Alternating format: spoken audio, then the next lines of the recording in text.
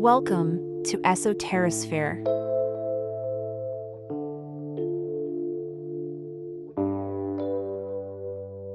Angels 101. The Book of Daniel.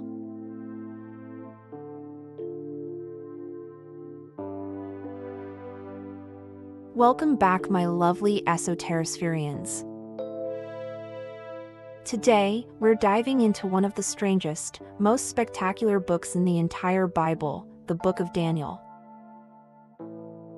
It's a text filled with prophetic dreams, angelic revelations, cosmic battles, and apocalyptic visions that rival the Book of Revelation itself. For centuries, people have turned to Daniel for signs of the end times, trying to decode its cryptic symbols and mysterious timelines. But beneath all that prophecy, the Book of Daniel is also one of the Bible's most esoteric and visionary works, filled with images that still haunt our collective imagination today. So let's break it down. The story begins in the 6th century BCE, during the Babylonian exile. The Babylonian king Nebuchadnezzar had conquered Jerusalem, and the Jewish people were living as captives in a foreign land. Daniel is introduced as one of the exiles, a young man of wisdom and faith, who rises to prominence in the Babylonian court. But while the early chapters tell stories of survival in exile, the fiery furnace, the lion's den, and the writing on the wall, the real fireworks come later, when Daniel begins to receive visions of the future. And these visions? They're nothing short of apocalyptic. In Daniel chapter 7, things take a dramatic turn. Daniel has a vision of 4 monstrous beasts rising from the chaotic sea. One looks like a lion with eagle's wings. Another is a bear, raised up on one side, devouring flesh. The third is a leopard with 4 wings and 4 heads. And the fourth. It's unlike anything else. Terrifying, iron-toothed, trampling everything in its path, with 10 horns sprouting from its head. If you think this sounds a lot like Revelation's beast imagery, you're not wrong. John of Patmos clearly borrowed from Daniel. Scholars interpret these beasts as symbols of successive empires: Babylon, Persia, Greece, and Rome. But to Daniel, they're more than politics.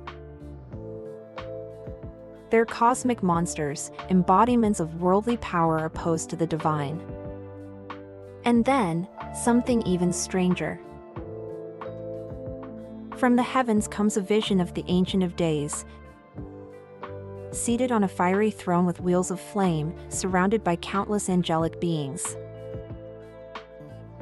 Before him, judgment is passed on the beasts. And then appears a mysterious figure, one like a son of man, coming with the clouds of heaven. This Son of Man is given dominion, glory, and a kingdom that never ends. Christians later identified this figure with Christ. But in Daniel's context, it's a heavenly figure. Part human, part divine, standing in stark contrast to the monstrous empires. Here we get a classic apocalyptic motif. The world's corrupt kingdoms fall, and a divine kingdom is revealed in their place. For Gnostic thinkers, this Son of Man would resonate as a figure of transcendent wisdom, perhaps even a foreshadowing of the divine revealer. Daniel doesn't just see visions. He gets help interpreting them. In chapters 8 through 12, angels step onto the stage. Most notably, the angel Gabriel appears to explain Daniel's visions of rams and goats. Symbols of empires clashing in the ancient world. This is one of the earliest explicit mentions of Gabriel in Scripture. Later, Daniel learns about Michael, the great archangel, who stands guard over your people. Michael is described as a heavenly warrior, battling cosmic forces behind the scenes. Here we get a glimpse of what later becomes a full-blown angelology. The idea that angels are not just messengers, but commanders in a divine war. Then comes one of the most cryptic sections: the prophecy of the 70 weeks. Gabriel explains that 70 weeks of years have been decreed for the people of Israel, 490 years in total. Within this timeline are predictions of an anointed one who will be cut off, of desolation in the temple, and of final judgment. Interpreters for centuries have tried to map this timeline onto history. Some connect it to the coming of Christ, others to the Maccabean revolt, others still to some yet future apocalypse. But the deeper point is clear. Daniel's visions are concerned with unveiling a hidden timeline of cosmic destiny.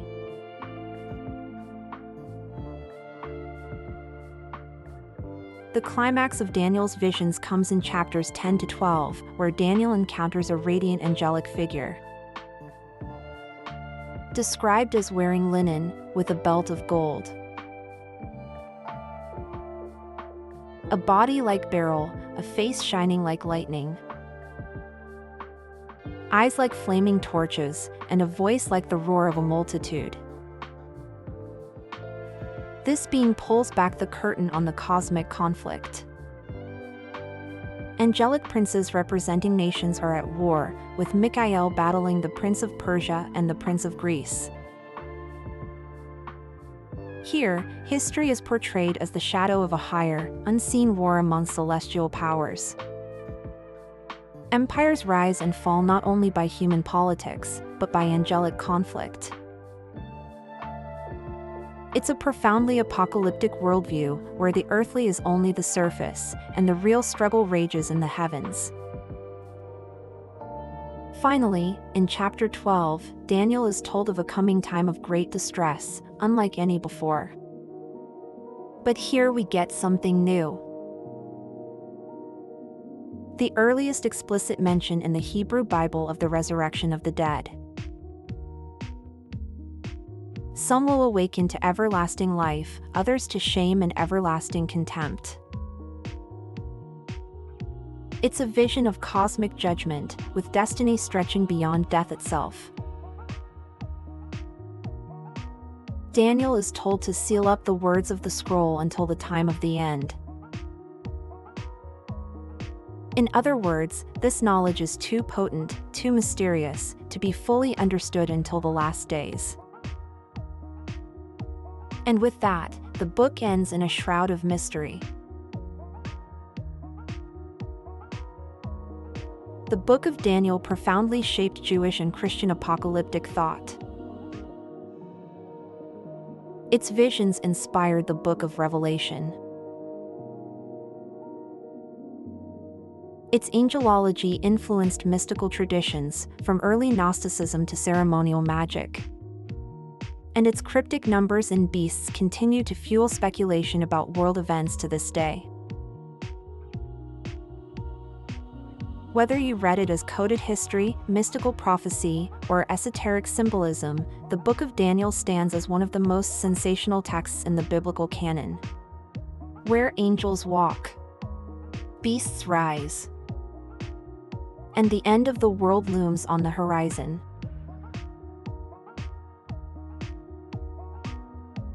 Thank you for watching.